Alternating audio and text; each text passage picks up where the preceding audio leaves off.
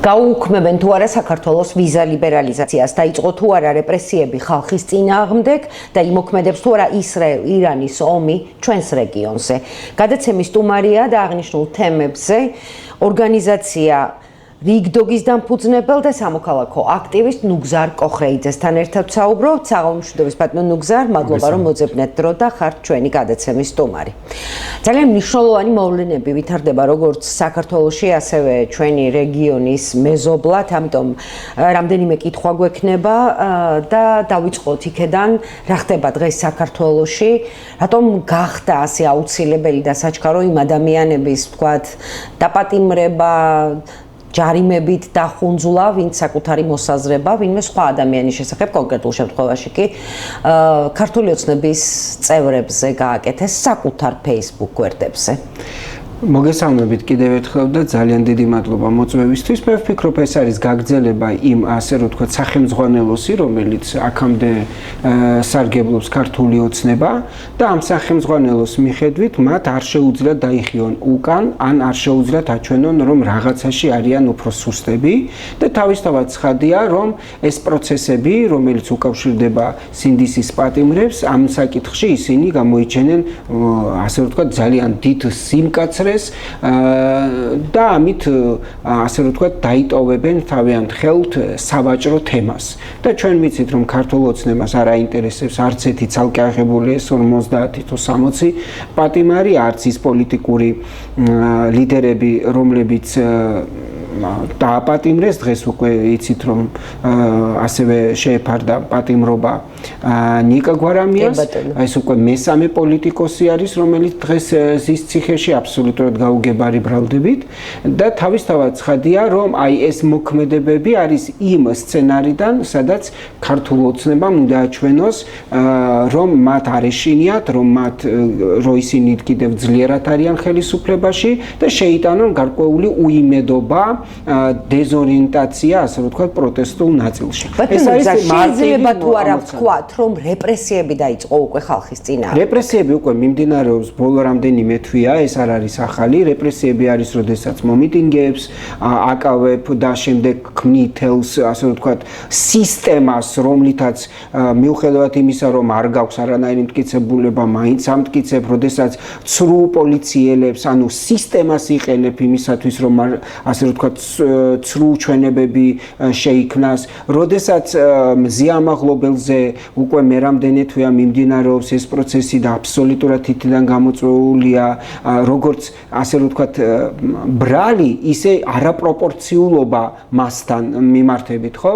და მთელი ეს არნახული დადგმული სპექტაკლები, რომელსაც ჩვენ ვხედავთ, ეს თავისთავად ცხადია არის რეპრესიების ნაწილია ორი კანონის მიღება და ერთში ცვლილებების შეტანა არასამთავრობო ორგანიზაციების შესახებ, რომლითაც მუშაობა, მოქმედება და ფინანსების მიღება, კონტროლი, ყველაფერი შეეზღუდა. რეპრესიული არის მანქანა, როდესაც მედია საშუალებებს პრაქტიკულად არ დაუტოვეს არსებობის რესურსი და საშუალება და პრაქტიკულად ბოლო ხანებში კიდევ დაამატეს ეგრეთ წოდებული ცენზურის გამოვლინება, ხო, როდესაც თავად პოლიტიკოსები და თავად მართველი ძალის წარმომადგენლები გიჩივიან თავიანთ მართულ, ასე ვთქვათ, საკომუნიკაციო სააგენტოში, იმიტომ რომ მათ მიმართ განახორციელა ვიღაცამ რაღაცა თქვა ტელევიზიაში და ადრე თუ ეს თვით რეგულაციის ნაწილი იყო, ახლა გახდა აბსოლუტურად რეგულაციის ნაწილი. თავისთავად ცხადია, ეს არის რეპრესია. ამიტომ ძალიან ბევრი მაგალითები გვაქვს იმისა, თუ რა ზოგი რბილი, ზოგი ზომიერი, ზოგი ძალიან მკაცრი, ზოგი არნახული რეპრესიების ზომებს იყენებს ეს ხელისუფლება, მაგრამ ეს არის სწორედ იმ სცენარის ნაწილი, რა სცენარსაც ესენი ანვითარებენ საქართველოში.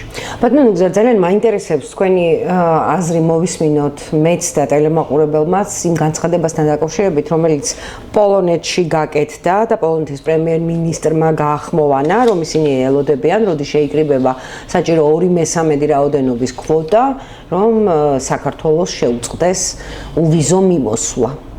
ხო, ეს ახლა არის ძალიან მნიშვნელოვანი და საგანგაშო განცხადება, მაგრამ ამავდროულად ჩვენ უნდა გვესწროდეს, რომ პოლონეთში არის შიდა პოლიტიკური პროცესები, იმიგრაციის თემა არის ძალიან მნიშვნელოვანი თემა შიგნით, ასე რომ ვთქვათ, პოლონეთში. მერე ჩვენ გვახსოვს, რომ ქართული მიგრაციასთან დაკავშირებული საკითხები ძალიან ბევრჯერ წამოიწია საარჩევნო პროცესების დროს და თქვენ იცით, რომ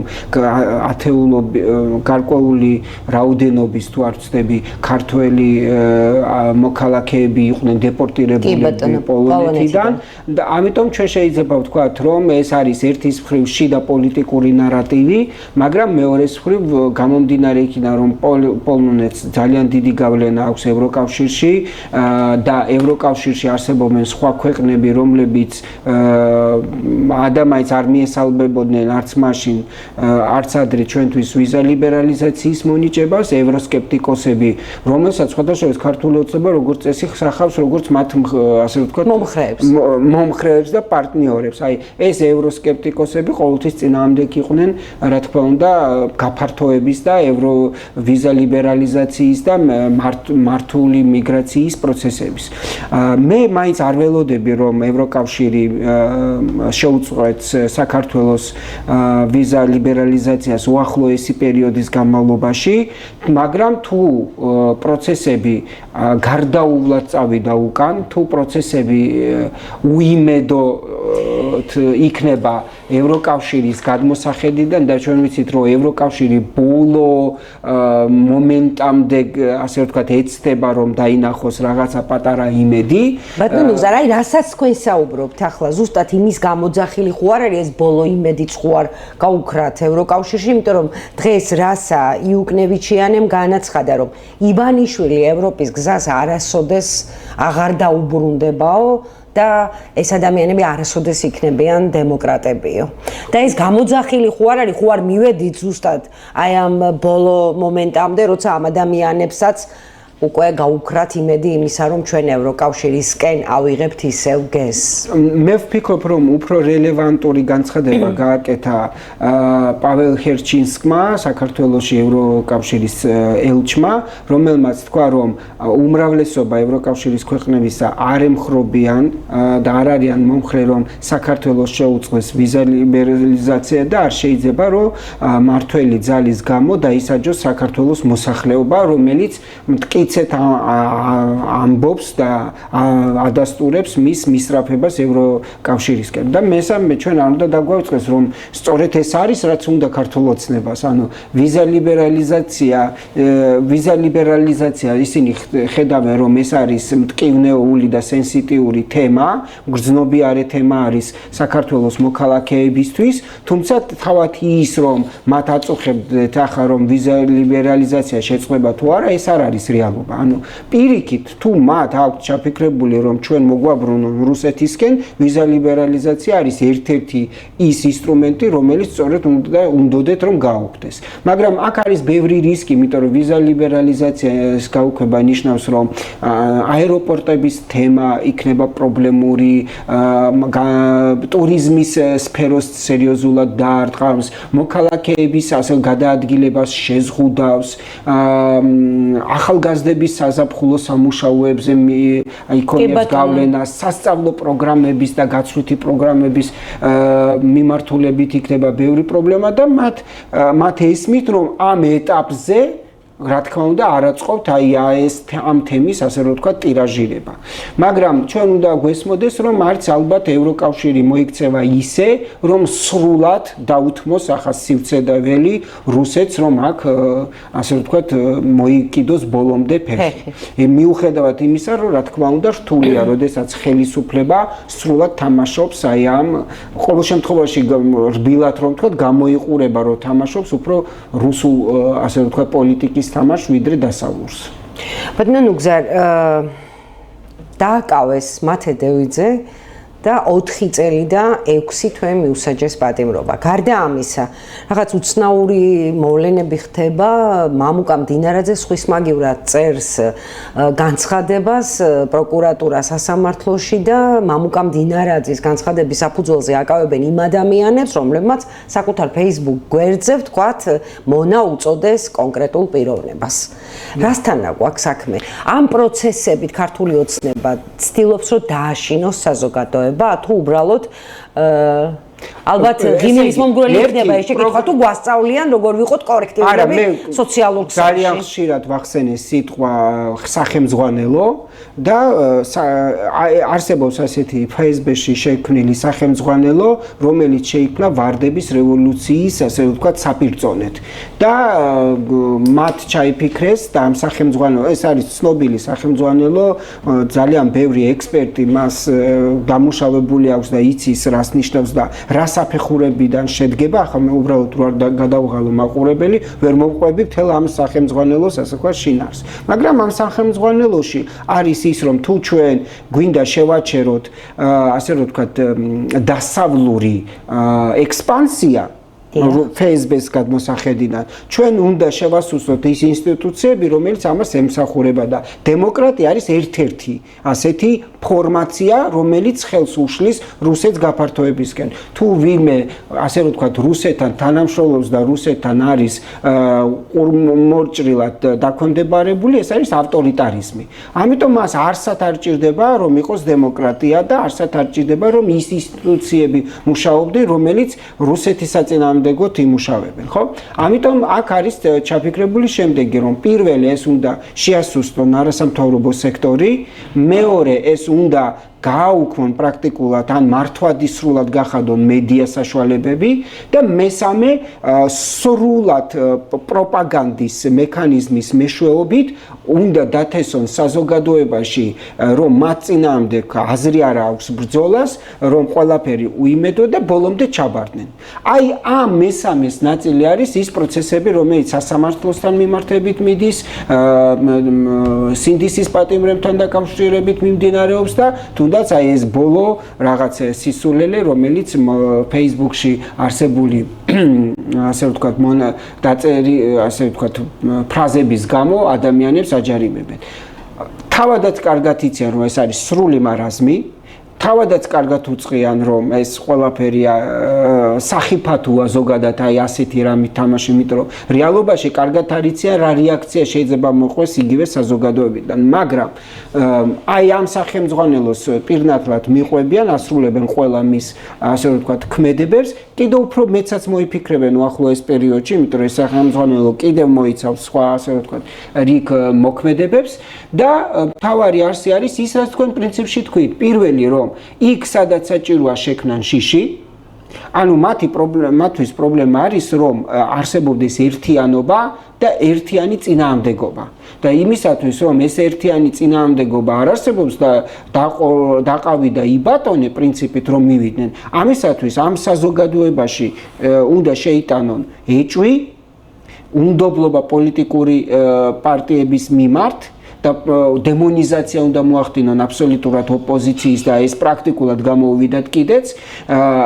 მერე მცირე ჯგუფები იმდენად დეზორიენტირებული უნდა გახადონ, რომ მათ ვერ შეძლონ კოოპერაცია, ანუ თანამშრომლობა ერთმანეთთან და დააგდონ ნებისმიერი პროტესტული მუხტი და შეიტანონ ნიჰილიზმი საზოგადოებაში. თუ ამას შეძლებენ, მაშინ მათ შეუძლიათ მართვადი, ასე რომ ვთქვათ, ქაოსის პროცესის შექმნა, ან ბუნდოვანობის ფორმირება, ხო, ამ პროცესში და ამ ბუნდოვანების პროცესში მათ შეუძლიათ დარჩენ ხელისუფლებაში, მაგრამ სანამდე უნდათ. ან ყოველ შემთხვევაში გაიხანგრძლივონ თავიანთი არსებობა ხელისუფლებაში. აი ამას ცდილობენ ესენი. აქ სხვა კითხვაა, ჩვენ რით ვპასუხოთ ამ ყველაფერს? ჩვენ რა უნდა გავაკეთოთ იმისათვის, რომ ეს სახელმძღვანელო ასე ეფექტურად ვერ იმუშაოს. აი ეს ამთავარი, ამ კითხვაზე უნდა გაცენ პასუხი პოლიტიკოსებმა, ამ კითხვაზე უნდა გაცენ პასუხი საზოგადოების აქტიურმა ნაწილებმა, მედიამ, არასამთავრობო სექტორმა და ასე შემდეგ. კიდევ ერთ შეკითხვა მაქვს, ვიდრე დაგემშვიდობებით, იმიტომ რომ ვთვლი რომ საკმაოდ სერიოზული ამბავია, არა მარტო იმ რეგიონისთვის, არამედ ჩვენი რეგიონისთვისაც, რაც დღეს ისრაელსა და ირანს შორის ხდება. აი იმ მიზნით რომ ბირთვული, ასე ვთქვათ, პროგრამის პარალიზება მოეხდინათ ისრაელმა დაარტყა ირანს და რამდენად იქონიებს გავლენას, აი ვთქვათ, თუ გაგრძელდება ეს ომი ჩვენს რეგიონზე. ეს იქონიებს უზარმაზარ გავლენას, რომ ჩვენ მეზობელი ვართ. და პლუს ამას ირანს აქვს გავლენა საქართველოში. სუსტად წარმოდგენილია ეს გავლენები, მაგრამ ისინი მაინც არსებობენ, იმიტომ რომ არსებობს ირანის ასე იმპერიალისტური, ასე რომ ვთქვათ, წარსულიდან მომდინარე ხედვები.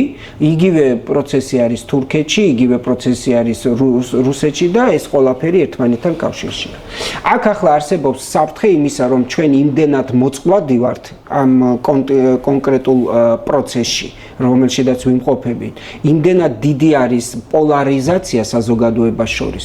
პოლიტიკური ღრმა კრიზისში ვართ. ინსტიტუციები პრაქტიკულად ვერ ფუნქციონირებენ და ვერ ასრულებენ საკუთარ უფლებამოვალეობებს და მხოლოდ დაკავებულები არიან იმ ყველაფრით, რასაც ჩვენ ახლა აღწერთ, ეს პრაქტიკულად არ არის არც მართვა და არც პოლიტიკა და იმდენად ჩვენი ეგრეთ წოდებული მთავრობა არის მოწყვლადი, იმიტომ რომ არ აღიარებულია წამყვანი ქვეყნების მიერ, საზოგადოებაში არ გააჩნია ავტორიტეტი, ასე ვიტყოდი, თვით ქართულ ოცნებაშიც მის მესვეურებს არ გააჩნიათ, ასე რომ ვთქვათ, არანაირი ავტორიტეტი, რომ აი ამ მოცემულობაში ყოფნა ასეთ გეოპოლიტიკურ ომში და თან ჩვენ ეს არის მეორე კონფლიქტი ჩვენს რეგიონში, რომელმაც შეიძლება თავიდან წამოწიოს კონფლიქტი აზერბაიჯან-სომხეთის, იმიტომ რომ აზერბაიჯანი თანამშრომლობს ისრაელთან, სომხეთი ირანთან.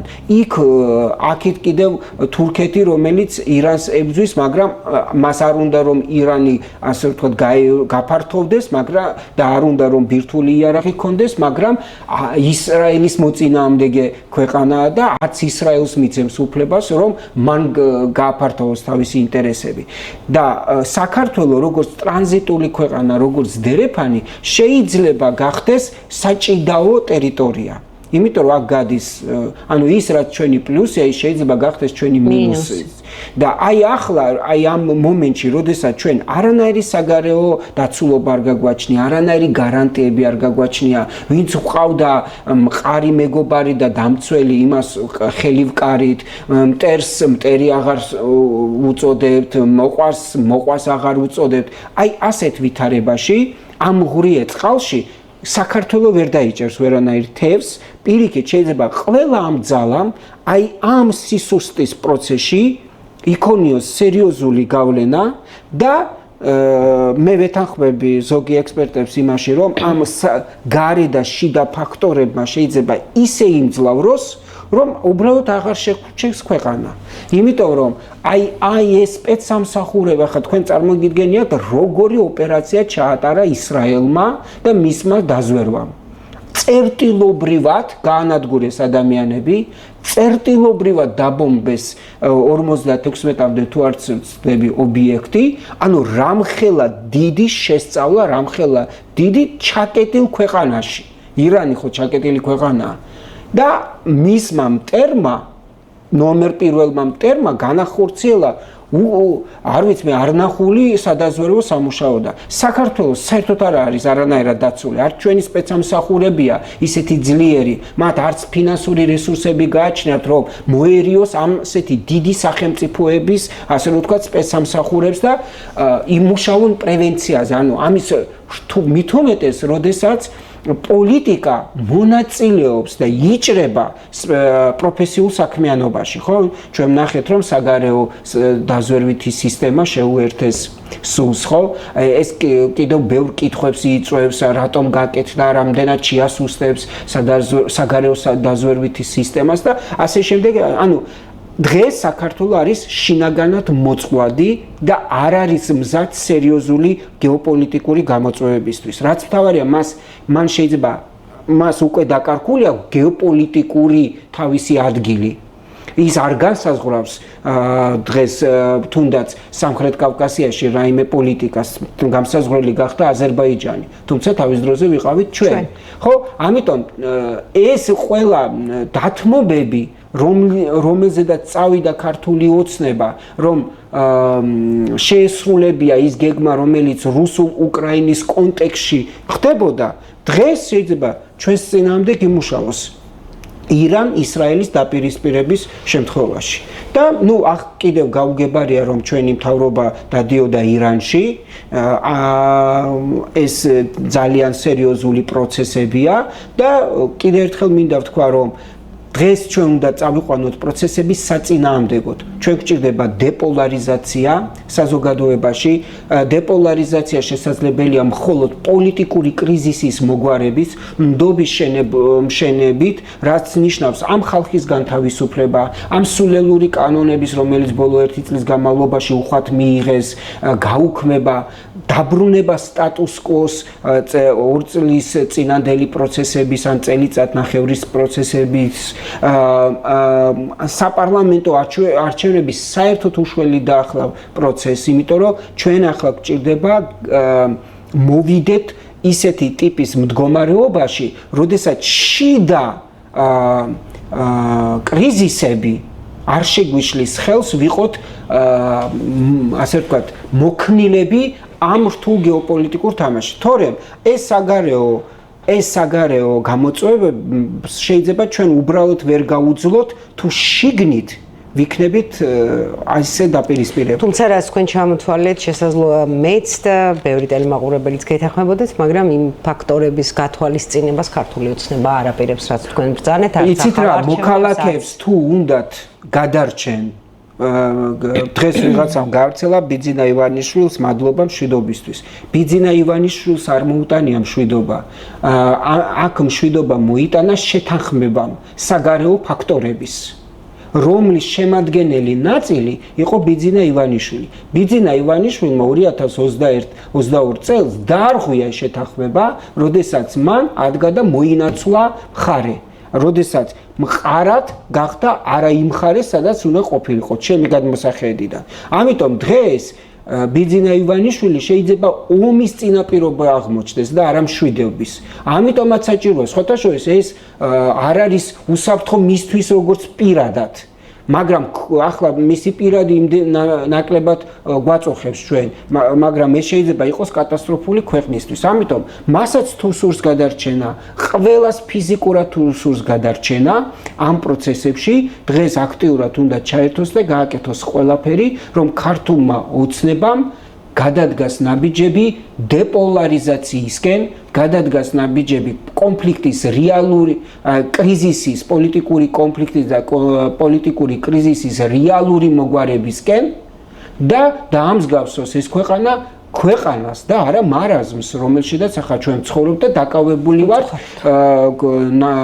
ნანუკა ჟორჟოლიანმა ვინმეს უწოდა თუ არა მონა და ამის გამო ის დააპატიმრეს თუ არ დააპატიმრეს და ასე და მეორე ძალიან ყველაზე მნიშვნელოვანი გუშინ 21 წლის ბიჭს მისცეს 4 წელი ისეთი რაღაცისთვის, რომელიც ჯერეთი ეს როგორი განწყობა ახალგაზრდების მიმართ, მასაჯურება დღეს ორიენტირებული არის არა დასჯაზე, არამედ პრევენციაზე და ხელშეწყობაზე და რეინტეგრაციაზე და ეს ახლა ჩვეულებრივად რუსული მიდგომებია. ძალიან დიდი მადლობა რომ მობრძანდით და კიდევ ერთხელ გავუსმავ ხაზს იმას რომ ჩვენ ხშირად გეპატიჟებით ხოლმე ჩვენს გადაცემებში სტუმრად, იმიტომ რომ ტელემაყურებელს მოსწონს თქვენი ესე ვთქვათ წინასწარი გათვლები, შეფასებები აი ამ მოვლენებისა, რომელშიც გვიწევს სამწუხაროდ დღესდღეობით ცხოვრება. დაგემშვიდობებით. მადლობა. ტელემაყურებელს შევახსენებ რომ ჩვენი გადაცემის დღევანდელი სტუმარი გახდათ ბატონი ნუგზარ კოხრეიძე, ერთმანეთს შევხვდებით ორ შაბათს 20 საათსა და 30 წუთზე მეგატივის არხზე. მადლობა რომ გვიყურეთ, ბედნიერ შაბათ კვირას გისურვებთ. ნახვამდის.